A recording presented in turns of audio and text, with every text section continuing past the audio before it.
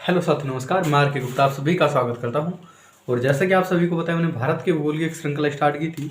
इसके अंतर्गत हमने भारत की जो अवस्थित विस्तार है, पर्वतमाला है, प्रायद्वीप भारत है, द्वीप है, उन पर चर्चा कर ली थी। और आज एक जो बहुत ही इंटरेस्टिंग, बहुत ही प्यारा जो टॉपिक है, एक महत्वपूर्ण टॉपिक है एग्जाम की दृष्टि से, उस पर चर्चा करेंगे। भारतीय नदी तंत्र, इनके जो भारत में नदी है उन पर चर्चा करेंगे। साथियों, आपको पता है भारत में लगभग 10,000 के आसपास नदी है। 10,000 के आसपास नदियां हैं। इन सबको तो हमें पढ़ना नहीं है, ठीक है, क्योंकि इतनी ना तो मैं पढ़ा पाऊंगा, ना ही आपको पढ़ने की आवश्यकता है, ना ही आपके एग्जाम में कहीं से मिलेगी। हम पढ़ेंगे जो भारत में कुछ महत्वपूर्ण नदियां हैं, उनके नदी तंत्र हैं, उन पर चर्चा करेंगे। सबसे पहले जो आज का हमारा टॉपिक होगा, क्या होगा? Indian river system. Indian river system, Indian river system यानी कि भारतीय नदी तंत्र। भारतीय नदी तंत्र, इसको हम पढ़ने की दृष्टि से दो भागों में बांटते हैं। भारतीय नदी तंत्र को पढ़ने की दृष्टि से हम दो भागों में बांटते हैं। ये दो भाग कौन कौन से होंगे? आपको पता होगा, भारत के उत्तर में हिमालय पर्वत है। भारत के उत्तर में हिमालय पर्वत है। तो कुछ नदी कैसी होगी? जो हिमालय नदी होगी, यानी कि हिमालय से निकलने वाली नदी। ये हिमालय नदी बोल रहे हैं, हिमालय से निकलने वाली नदी, ठीक है, हिमालय से निकलने वाली नदी, ठीक है। और कुछ जो दूसरी टाइप होगा हमारे पास, ये होगा प्रायद्वीप भारत की नदी, या प्रायद्वीप या दक्षिण भारत की बात करें, प्रायद्वीप या दक्षिण भारत की नदी, ठीक है। तो इंडियन रिवर सिस्टम को दो पार्ट में बांटते हैं, Himalayan river and peninsular river, यानी कि प्रायद्वीप भारत की नदी। तो कुछ हिमालय तंत्र से निकलेगी। आप सभी को पता होगा, हिमालय में जितने भी आप पर्वतों पर देखोगे, वहां पर आपको बहुत बड़े बड़े रूप में हिमनद मिलेंगे। हिमनद का मतलब क्या होगा साथियों? एक शब्द मैंने बोला है, हिमनद या ग्लेशियर। ग्लेशियर का मतलब क्या होगा? जहां पर बहुत बड़ी मात्रा में बर्फ जमी होगी। यानी कि हिमालय को आपको पता होगा ऊंचाई भी है, उत्तर दिशा में जाने पर बर्फ मिलती है। तो जो हिमालय पर्वत है, यहाँ पर क्या है? बहुत बड़े बड़े हिमनद है। सियाचिन हिमनद ले लो, भारत का सबसे ऊंचा सबसे बड़ा ग्लेशियर है सियाचिन ग्लेशियर, जम्मू कश्मीर में। ब्याको ले लो, बाल्टारो ले लो, जेमू ले लो, गंगोत्री, यमुनोत्री, ठीक है। बहुत सैकड़ों की संख्या में आपको हिमालय तंत्र में यहाँ पर क्या मिले? ग्लेशियर मिलेंगे। यानी कि जो यहाँ से जो नदी निकलेगी, इनका जो सोर्सेस होगा, जो इनका स्रोत होगा, वो क्या होगा साथ ही यहाँ पर? हिमनद होंगे। यानी कि हिमालय से जो निकलने वाली नदी है, इनका जो मुख्य से स्रोत होगा, क्या होगा साथ ही यहाँ पर?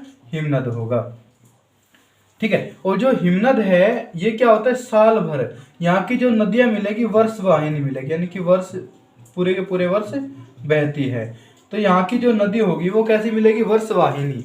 वर्ष वाहिनी यानी कि पूरे के पूरे, अगर हम साल की बात करें, पूरे ईयर यहाँ की नदी बढ़ेगी। तो हिमालयी नदी तंत्र से जो भी हिमालय से नदी निकलेगी, वो क्या होगी? वर्ष वाहिनी होगी, यानी कि कंप्लीट पूरे के पूरे साल की ओर बह चलेगी। जबकि प्रायद्वीप भारत की जो नदियों के जो सोर्सेज देखे हम, प्रायद्वीप भारत की जो नदी है, इनका जो स्रोत होता है वो होता है वर्षा का जल। इनका जो स्रोत होता है, क्या होता है साथियों? वर्षा का जल। यानी कि अगर वर्षा हो रही है तो इनमें नदी में पानी आएगा, अन्यथा ये सूख जाएगी। एक नाले के जितनी हो जाती है, बहुत बारीक सी। तो इनका जो स्रोत होता है वो क्या होता है? जो इनका सोर्सेज होता है प्रायद्वीप भारत की नदी का, वर्षा का जल होता है, ठीक है। और वर्षा आपको पता है, भारत में मानसून कब आता है? जून में आता है और अक्टूबर तक रहता है, अक्टूबर नवंबर तक, नवंबर मान लेते हैं। तो जून से नवंबर के माह तक इन जो नदी होगी प्रायद्वीप भारत की, इनमें बढ़िया उफान आएगा। यहाँ पर क्या होगा? जल की मात्रा बनी रहेगी, अन्यथा यहाँ पर क्या होगा? जल बहुत कम हो जाएगा, निचले स्तर पर आ जाएगा, जिसके कारण यहाँ पर पानी की कमी हो जाती है। तो प्रायद्वीप भारत की जो नदी होगी वो वर्ष भर नहीं बहती, ये वर्ष भर नहीं बहती, ठीक है। एक दो इसके अपवाद है। कावेरी नदी जब हम वहां पे करेंगे, कावेरी नदी जो आप भारत में देखोगे सबसे दक्षिण की ओर है, तो वहां पर दोनों ओर से जल आता है, दोनों ओर से वर्षा का जल आता है। इसके कारण क्या होते है? वर्ष भर बहती है। लेकिन अधिकतर अगर प्रायद्वीप भारत की बात करें, ये वर्ष भर नदी नहीं बहती, ठीक है। तो हिमालय नदी तंत्र की जितनी भी नदी है, वो क्या होगी? वर्ष वाहिनी होगी, यानी कंप्लीट पूरे के पूरे ईयर बह के चलेगी। और जो प्रायद्वीप भारत की अगर नदी की बात करें, ये वर्ष भर नहीं बहती। प्रायद्वीप भारत की नदी का जो स्रोत होता है वो क्या होता है साथियों? वर्षा का जल होता है। और हिमालय नदी तंत्र का जो स्रोत होता है, क्या होता है साथियों? हिमनद होता है या ग्लेशियर होता है। ग्लेशियर अभी इतना समझो कि जो बड़ी बड़ी बहुत बड़ी बर्फ के रूप में जमे हुए जो टीले होते हैं ना, ग्लेशियर बोलते हैं। यानी कि बर्फ जो बहुत बड़ी मात्रा में एक जगह पे इकट्ठे होकर जमे रहते हैं उन्हें हम ग्लेशियर या हिमनद बोलते हैं, ग्लेशियर या हिमनद बोलते हैं। ठीक है, अब बात कर ली जाए यहाँ पे हमें नदी कौन कौन सी पढ़नी है। देखो जो हिमालयी तंत्र की नदी है यहाँ पर हम 3 तंत्र पढ़ेंगे, 3 मुख्य 3 नदी होगी। कौन कौन सी होगी हमारे पास? सिंधु नदी तंत्र, इंडस जो रिवर है, सिंधु नदी तंत्र। कौन सा तंत्र है? सिंधु नदी तंत्र, सिंधु नदी तंत्र। उसके बाद जो हमारे पास दूसरा तंत्र होगा वो होगा गंगा नदी तंत्र, भारत की राष्ट्रीय नदी गंगा नदी तंत्र, गंगा नदी तंत्र। ठीक है, और जो तीसरी हमारे पास आएगी ब्रह्मपुत्र नदी तंत्र, ब्रह्मपुत्र नदी तंत्र, ब्रह्मपुत्र नदी तंत्र। तो हिमालय नदी में हम 3 नदी तंत्र को पढ़ेंगे, सिंधु नदी तंत्र, गंगा नदी तंत्र व ब्रह्मपुत्र नदी तंत्र। तो हिमालयी नदी तंत्र में हम कितने भागों में पढ़ेंगे? 3 भागों में। कौन कौन से? सिंधु नदी तंत्र, गंगा नदी तंत्र व ब्रह्मपुत्र नदी तंत्र। उसी प्रकार जो प्रायद्वीप भारत की नदी है ना, इसे हम 2 भागों में बांटते हैं। प्रायद्वीप भारत की नदी को हम 2 पार्ट में डिवाइड करते हैं, 2 भागों में बांटते हैं। ये 2 भाग कौन कौन से हो गए साथियों? आपको पता होगा भारत के पश्चिम दिशा में भी भारत इस तरह से कुछ होता है ना, यहाँ से ये मान लेते हैं भारत। ठीक है, यहाँ पर कौन सा है जल का स्रोत? एक बंगाल की खाड़ी, बे ऑफ बंगाल बोलते हैं, बंगाल की खाड़ी। ठीक है, और यदि इस साइड हम देखें अरबियन सी है, यानी कि अरब सागर की बात है। क्या नाम है? अरब सागर। तो यहाँ पर क्या है? कौन सी दिशा होगी? भारत की होगी पश्चिमी दिशा। कौन सी दिशा है साथियों? पश्चिमी दिशा। और ये भारत की कौन सी दिशा है? पूर्वी दिशा। भारत की कौन सी दिशा है साथियों? पूर्वी दिशा। तो पश्चिमी दिशा में क्या है? अरब सागर, अरेबियन सी है। जबकि अगर बात करें हम पूर्वी साइड में, तो यहाँ पर क्या है? बंगाल की खाड़ी है, बे ऑफ बंगाल है। तो प्रायद्वीप भारत की नदी को हम 2 भागों में बांट के पढ़ते हैं। कौन कौन सी? अरब सागर की शाखा वाली, अरब सागर की शाखा, अरब सागर की शाखा, और जो दूसरा होगा यहाँ पर बंगाल की खाड़ी की शाखा, बंगाल की खाड़ी की शाखा, बंगाल की खाड़ी की शाखा। तो प्रायद्वीप भारत की जो नदी होगी हम इन्हें 2 भागों में पढ़ेंगे। तो बोल देंगे पश्चिम की ओर बहने वाली नदी, एक हो जाएगी पूर्व की ओर बहने वाली नदी। यानी कि वह नदी जिसकी दिशा कैसी होगी? जो पूर्व दिशा में चलेगी, इसे हम बोल देंगे पूर्वी नदी। भाई जो नदी होगी कहीं से स्टार्ट होकर, ग्लेशियर से स्टार्ट होगी, कहीं ना कहीं तो अपना जल मिलाएगी। तो जो जहां पे अपना जल मिलाएगी उसे क्या बोले? देखो यहाँ से नदी मान के चलो निकली तो इस साइड में गई है, अपना जल कहाँ पे गिरा रही है? बंगाल की खाड़ी में। और बंगाल की खाड़ी कौन सी दिशा होगी हमारे पास? पूर्व की।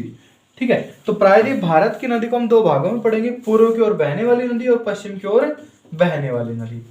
ठीक है, तो ये हमारा कुछ एक मोटा मोटा सा हमने आइडिया ले लिया हमें पढ़ना कैसे है, नदी कैसे। तो हमारा जो आज का टॉपिक होगा भारतीय नदी तंत्र, इंडस रिवर सिस्टम या इंडियस जो इंडियन रिवर सिस्टम है, यहाँ की बात करेंगे हम। इसे हम 2 भागों में बांटते हैं, हिमालय तंत्र की नदी और दूसरे होगी प्रायद्वीप भारत की नदी। हिमालय नदी का जो मुख्यतः जो सोर्सेज होता है, हिमनद होता है, ग्लेशियर होता है। जबकि प्रायद्वीप भारत की नदी का जो स्रोत होता है क्या होता है? वर्षा का जल होता है। ठीक है, ये वर्ष भर बहती है, यानी कि पूरे पूरे साल इनमें जल मिलेगा। और ये क्या होती है? वर्षा ऋतु जल होती है, यानी कि जब तक वर्षा है जल में वरना सूख जाएगी, तो क्या वर्ष भर नहीं बहती। हिमालय नदी तंत्र में हम 3 भागों में पढ़ते हैं, सिंधु नदी तंत्र, गंगा नदी तंत्र और ब्रह्मपुत्र नदी तंत्र। अरबियन सी, यहाँ पे जो प्रायद्वीप भारत है, पेनिसुलर है, इन्हें 2 भागों में बांट के पढ़ते हैं, अरब सागर की नदी और बंगाल की खाड़ी की नदी। तो हमारे 2 सिस्टम हो गए जिसे हम पढ़ेंगे। ठीक है, अब बात करते हैं साथियों, एक शब्द हमने बोला है नदी तंत्र, एक इसमें शब्द आया है नदी। चलो हमको पता है गंगा नदी है, लेकिन तंत्र क्या हुआ? देखो एक मुख्य नदी होगी, एक क्या होगी? मान के चलो हम गंगा रिवर को ले रहे हैं, ये हमारे पास गंगा नदी है। ठीक है, ये क्या होगी? हमारे पास आते गंगा नदी होगी। इसके अंदर से जो बहुत सारी छोटी छोटी नदी मिलेगी, यमुना हो गई, रामगंगा, घाघरा, गंडक, कोसी, ठीक है, महानंदा, और भी है, टोन्स होगी, सोन होगी। तो बहुत सारी नदी है। देखो हमारे पास मुख्य नदी तो एक है गंगा नदी, और उसमें क्या हुआ? बहुत सारी छोटी छोटी आके नदी मिल गई। तो इन सबको ये होती है इसकी सहायक नदी। जो छोटी नदी होती है ना, होती है सहायक नदी, और ये होगी हमारे पास मुख्य नदी। गंगा क्या होगी? मुख्य नदी, और जो इसमें आकर नदी मिली है उसको बोलते हैं हम सहायक नदी।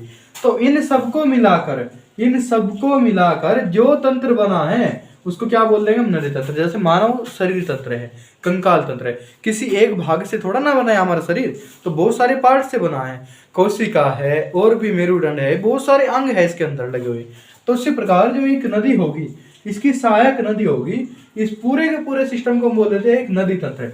अपवाह क्षेत्र क्या होता है? एक शब्द बोला गया अपवाह क्षेत्र, आपने सुना होगा अपवाह तंत्र। क्या सुना होगा साथियों आपने? अपवाह तंत्र या अपवाह अक्षेत्र। अब देखो जिस अक्षेत्र में नदी बह के चले गई, मान के चलो यहाँ से स्टार्ट हुई है, कहाँ से? उत्तर प्रदेश, वैसे तो उत्तराखंड से होती है, चलो उत्तराखंड ही मान लेते हैं, उत्तराखंड, और यहाँ पे जो लास्ट होता है इसका पश्चिम बंगाल होता है। गंगा नदी का उत्तराखंड से स्टार्ट होकर पश्चिम बंगाल में जाएगी, तो इस पूरे अक्षेत्र को हम क्या बोल रहे? गंगा नदी का अपवाह तंत्र, गंगा नदी का अपवाह तंत्र या अपवाह क्षेत्र, यानी कि इस पूरे के पूरे पर्टिकुलर एरिया को हम क्या बोल देंगे? गंगा नदी का अपवाह क्षेत्र। ठीक है, तो तंत्र की बात समझ आ गई, तंत्र क्या होता है, अपवाह क्षेत्र क्या होता है। अब यदि हम बात करें, देखो सबसे पहले जो हमें नदी पढ़नी है वो हमारी नदी कौन सी होगी साथियों? सिंधु नदी तंत्र। जो आज की हमारी क्लास होगी वो सिंधु नदी तंत्र पर होगी।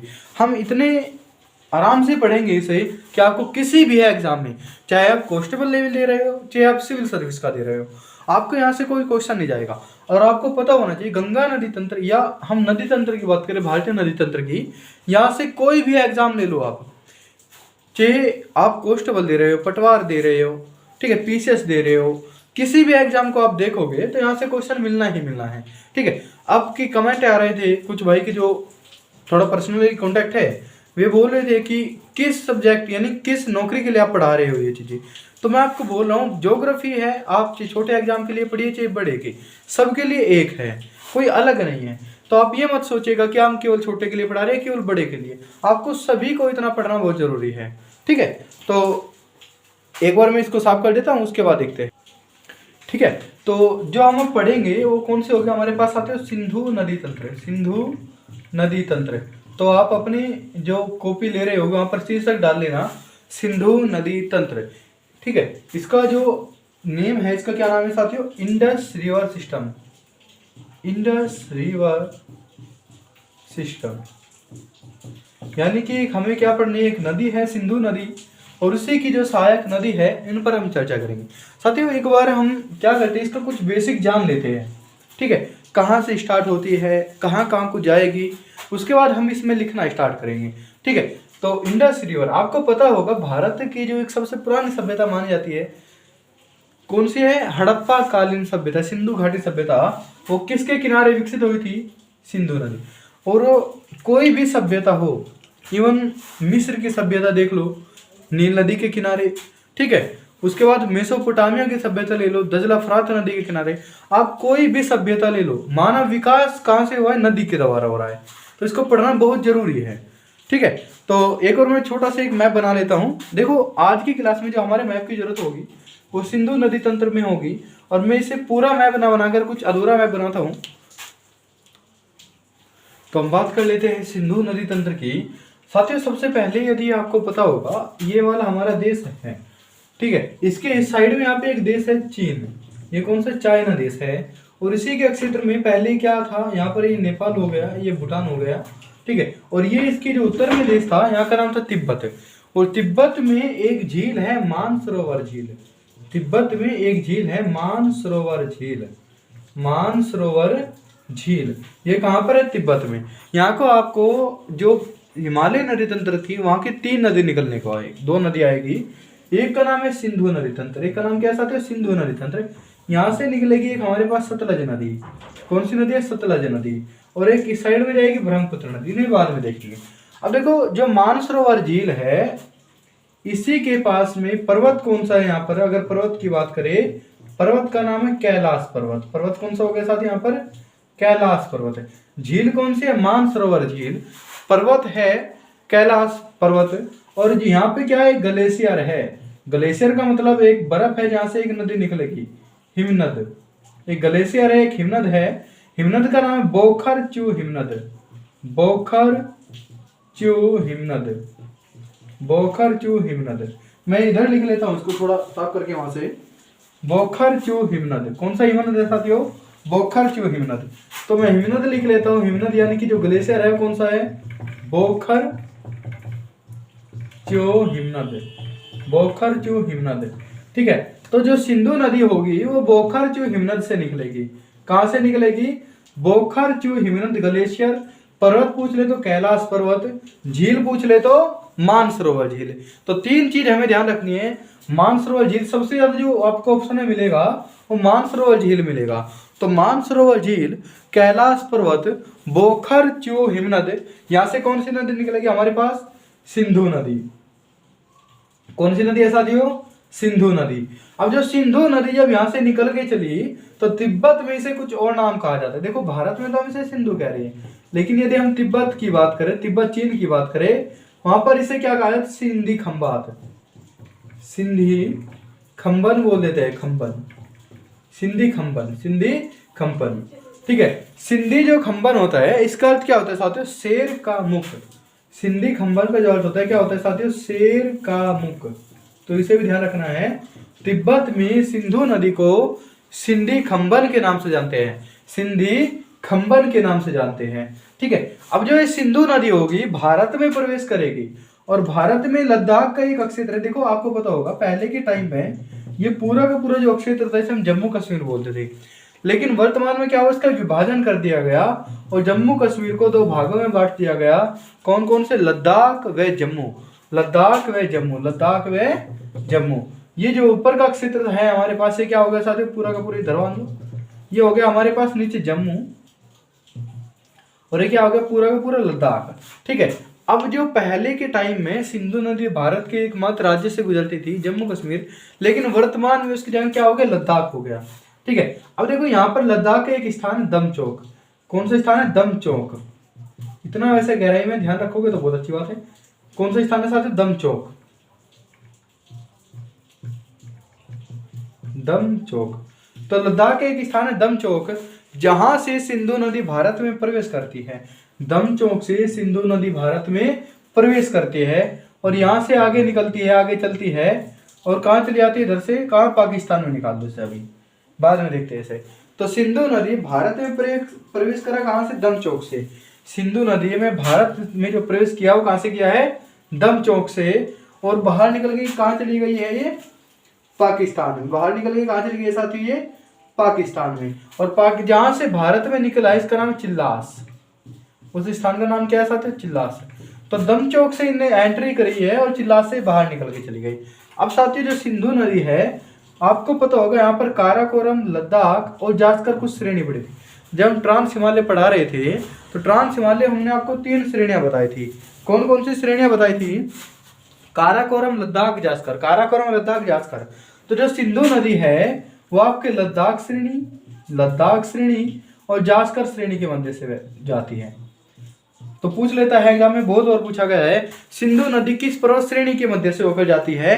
तो लद्दाख व जास्कर श्रेणी के मध्य से। आपको पता होगा यहीं पे एक शहर है लेह। लेह, जो लेह लद्दाख आपने सुना होगा, लेह जो शहर है वो किस नदी के किनारे बसा हुआ है? सिंधु नदी के।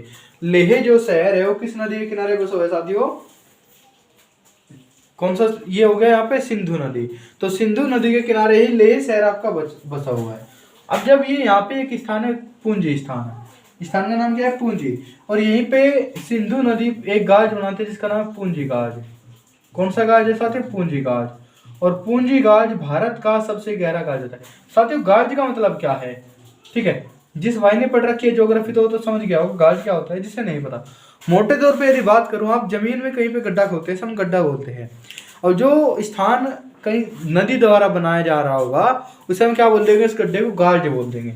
ठीक है, अब यहाँ पे पहाड़ से ऊपर से नीचे गिरेगी तो एक गड्ढा बनेगा, उसी गड्ढे क्या नाम है? गाज है। तो सिंधु नदी पर एक पूंजी गाज है। सिंधु नदी पे कौन सा हो गया हमारे पास? पूंजी गाज हो गया। ठीक है, उसके बाद सिंधु नदी पाकिस्तान में चले गई और पाकिस्तान का एक शहर है कराची। पाकिस्तान का एक शहर है कराची, और कराची के निकट सिंधु नदी डेल्टा बनाएगी। कराची के निकट क्या बनाएगी साथियों? अपना ये डेल्टा बनाएगी और अरब सागर में अपना जल गिरा देगी। तो स्टार्ट कहाँ से हुई थी? उद्गम। देखो 2 शब्द आपको मिलेंगे इसमें।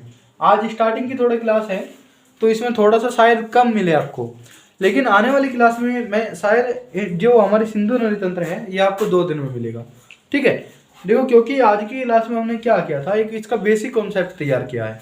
आज जो कुछ शब्दावली है जो हम पूरी नदी तंत्र, होता क्या है बेसिकली, हम पूरे नदी तंत्र को, सब नदी को रट के रखते हैं, लेकिन अगर एग्जाम में थोड़ा शब्दावली चेंज कर दे, वोकैब चेंज कर दे तो वहाँ पे कंफ्यूज हो जाते हैं क्या। देखो साथ ही एक शब्द मिलेगा उद्गम। उद्गम का मतलब क्या होगा? जहां से नदी का स्टार्ट होगी, यानी कि जहां से नदी निकलती है, से नदी निकलती है उसे क्या बोलते हैं? उद्गम। ठीक है, जहां से नदी निकलती है उसको क्या बोलते हैं, उद्गम।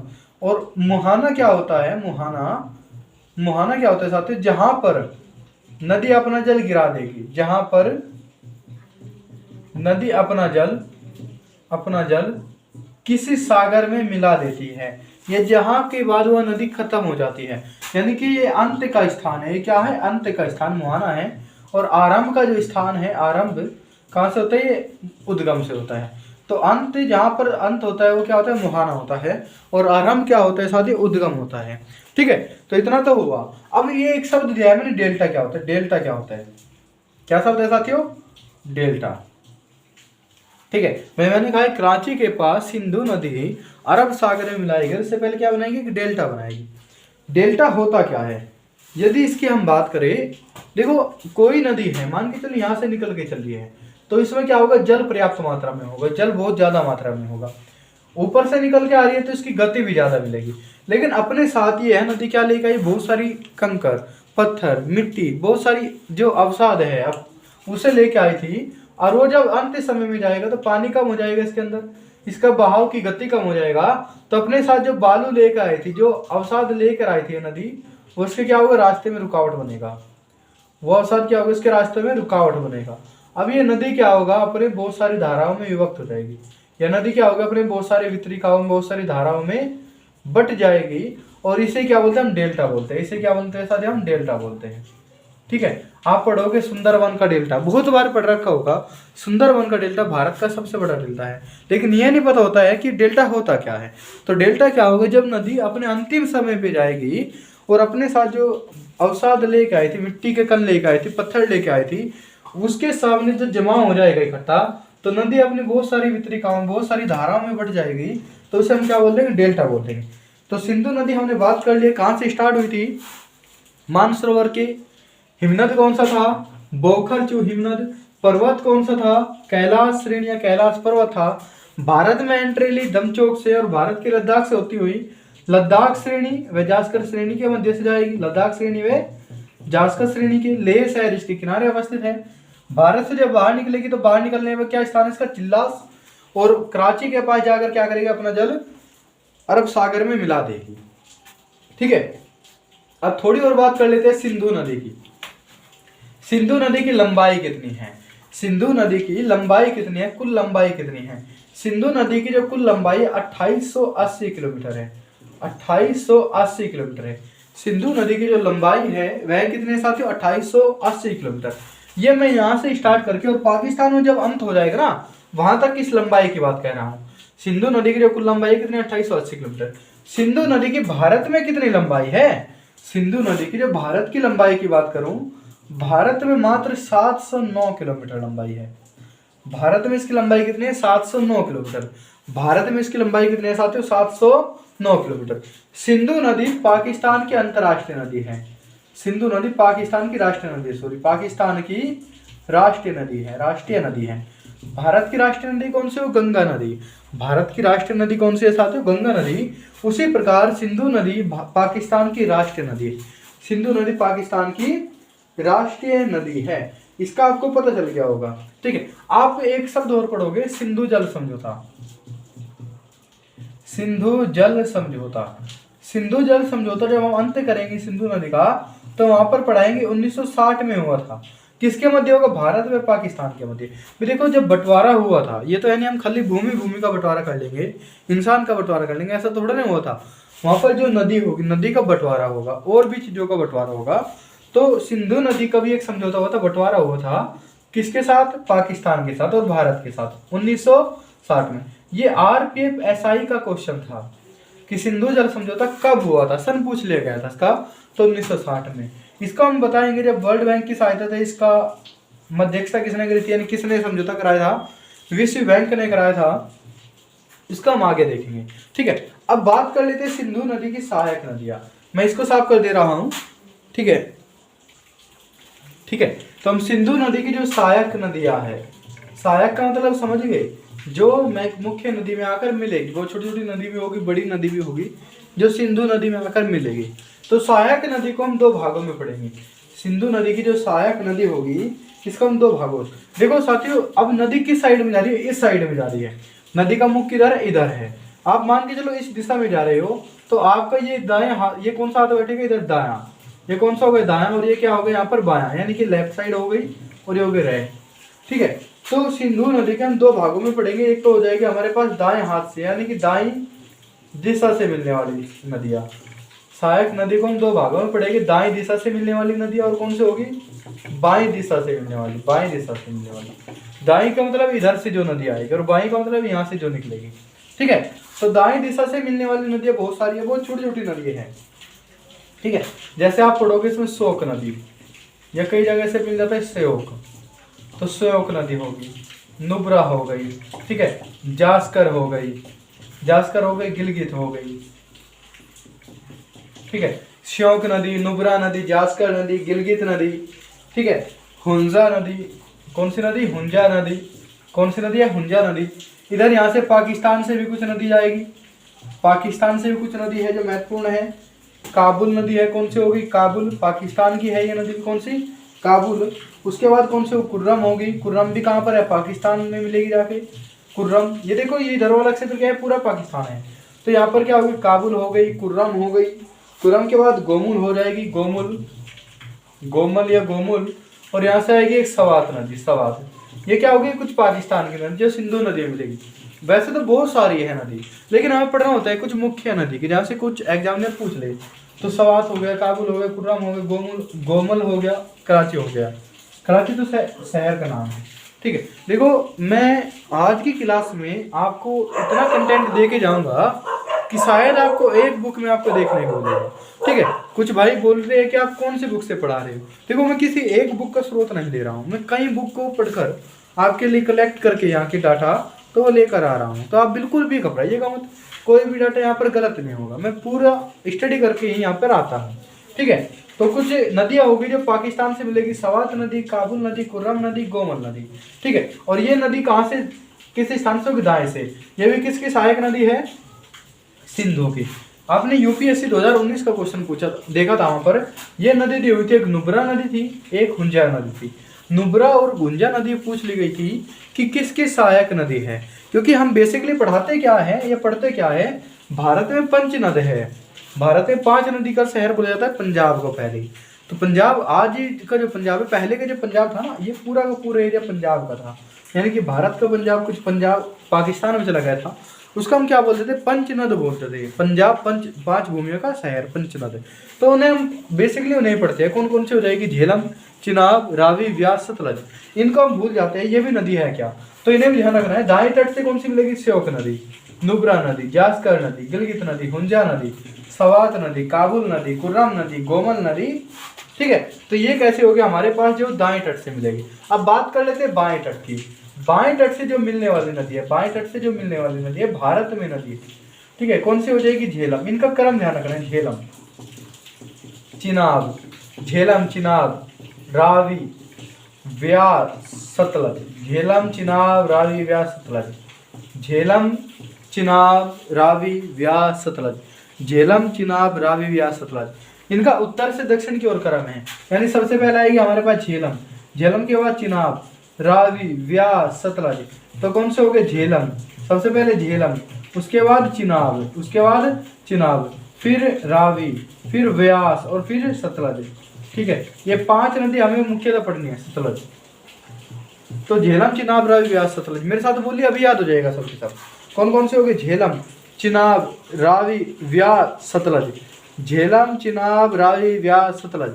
झेलम, चिनाब, रावी, व्यास, सतलज। झेलम, चिनाब, रावी, व्यास, सतलज। झेलम, चिनाब, रावी, व्यास, सतलज। इनको बोलते हैं हम पंच नद। ठीक है, पंच नद, झेलम, चिनाब, रावी, व्यास, सतलज। झेलम, चिनाब, रावी, व्यास, सतलज। झेलम, चिनाब, रावी, व्यास, सतलज। अब हम साथ में बात कर लेते हैं, सबसे पहले हम इन्हें देख लेते हैं, जो झेलम, चिनाब, रावी, व्यास, सतलज जो नदी है, ये निकलती कहाँ से है। देखो मैप में बाद में कर लेंगे, और थोड़ा सा पहले याद कर लेंगे बेसिकली। तो सबसे पहले कौन से होगी, झेलम नदी, उसके बाद साथ है चिनाब, झेलम, चिनाब, उसके बाद रावी, उसके बाद व्यास और उसके बाद सतलज। आपको बारिश की आज आवाज़ आ रही होगी, बारिश बहुत अच्छी चल रही है हमारे यहाँ पर। 2 दिन से तबीयत खराब थी, इसी कारण से मैं यहाँ पर कोई आपके लिए वीडियो नहीं लेके आया। तो आज थोड़ा सा साउंडिंग आ रही होगी बाहर की, थोड़ा बारिश ज़्यादा हो चुकी है अभी। ठीक है, तो झेलम नदी ये निकलेगी कहाँ से, जम्मू कश्मीर में। झेलम नदी कहाँ से निकलेगी साथ ही जम्मू कश्मीर में। एक बार पहले इनको देख लेते हैं, फिर नक्शे में देखेंगे। एक एक नदी के बारे में पढ़ना है बहुत अच्छे से। झेलम कहाँ की, जम्मू कश्मीर की। चिनाब, जो चिनाब, रावी, व्यास, ये तीनों की तीनों नदी हिमाचल प्रदेश की है, हिमाचल प्रदेश से निकलेगी। तो झेलम नदी जम्मू कश्मीर, झेलम नदी जम्मू कश्मीर, चिनाब, रावी, व्यास कहाँ से, हिमाचल से। और सतलज नदी जो आती है आपके, जहाँ से सिंधु नदी आती है ना, यहाँ से मानसरोवर, और मानसरोवर में भी एक स्थान है राक्षस ताल। राक्षस ताल भी लिखा मिल जाता है कई बुकों में, राक्षस ताल, राक्षस ताल है, ठीक है। ये कहाँ पर है, मानसरोवर झील के पास ही है राक्षस ताल। तो ये कहाँ से निकलेगी, तिब्बत से। ये कहाँ से निकलेगी साथियों, तिब्बत से, ठीक है। झेलम जम्मू कश्मीर, झेलम जम्मू कश्मीर, चिनाब, रावी, व्यास हिमाचल प्रदेश, और जो सतलज होगी कहाँ से आएगी साथियों, तिब्बत से। यदि झेलम नदी की बात करें, कौन सी झील से निकलती है, झेलम निकलती है साथियों बेरीनाग झील से, ठीक है। झेलम निकलती है शेषनाग, सॉरी बेरीनाग के पास में शेषनाग। कौन सी झील है साथियों, शेषनाग झील। कौन से है, शेषनाग, बेरीनाग के पास। बेरीनाग एक स्थान है जम्मू कश्मीर का, तो बेरीनाग के पास शेषनाग झील से। चिनाब निकलती है बारालाचा दर्रा से, बारालाचा दर्रा, बारालाचा भी बोल देते हैं, बारालाचा बोलते हैं, बारालाचा दर्रा। रावी निकलती है रोहतांग दर्रा, रोहतांग दर्रा, रावी निकलती है रोहतांग दर्रा। व्यास निकलती है व्यास कुंड से, व्यास निकलती है व्यास कुंड से। और ये हमने देख लिया राक्षस ताल से, राक्षस ताल, राक्षस ताल, ठीक है, तिब्बत से। सॉरी तो झेलम हो गई शेषनाग झील बेरीनाग के पास, चिनाब बारालाचा, रावी रोहतांग, व्यास व्यास कुंड, सतलज राक्षस ताल, ठीक है। तो कुछ नदी होगी, नदी के बारे में डिटेल हूँ, कल को हम इनको कंप्लीट कर लेंगे। आज की क्लास में साथ ही इतना ही रखते हैं, थोड़ी तबीयत भी ठीक नहीं है अभी और कुछ बारिश की ज़्यादा आवाज़ आ रही है, तो आज की क्लास में इतने रखते हो। आशा करता हूँ कि आप सभी को इतनी चीज़ आज क्लियर हुई होगी, बहुत चीज़ आपने नवी भी सीखी होगी। तो आपको नोट्स बनाते चलना है, रिविजन करते चलना है, कि बाद में किसी भी एग्जाम के टाइम में आपको अचानक पढ़ने के लिए ज़्यादा प्रॉब्लम ना हो, ठीक है। तो आज के लिए इतना ही, धन्यवाद आप सभी का। और वीडियो को साथियों शेयर करते चलो, क्योंकि आपको पता है आपका एक शेयर करने से, आपके एक सब्सक्राइब बढ़ाने से ही क्या होगा, हमारा मनोबल बढ़ता है थोड़ा सा। भी ज़्यादा तो कुछ नहीं मांग रहे आपसे, कोई फीस की डिमांड नहीं है, कुछ वैसा नहीं है, केवल आपको क्या कह रहे हो, एक सब्सक्राइब करने के लिए और एक लाइक करने के लिए, ठीक है। तो आप ये भी करते चलिए साथ के साथ, कुछ अपना भी तो फर्ज निभाते चलिए, ठीक है। ओके साथियों, टेक केयर।